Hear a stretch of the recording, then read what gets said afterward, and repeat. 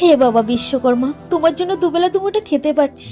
তুমি এইভাবে আমাদের পাশে থেকো। আমার স্বামীটা বছরের পর বছর প্রবাসে আছে, আমাদের মুখে দুবেলা দুমুঠো অন্ন তুলে দেওয়ার জন্য। বাবা বিশ্বকর্মা, তোমার কাছে আমি কিছুই চাই না, তুমি শুধু তোমার এই যন্ত্রপাতিগুলো দিয়ে আমার স্বামীর সহায় থেকে, যেন ওর কোনোদিন কোনো বিপদ না আসে।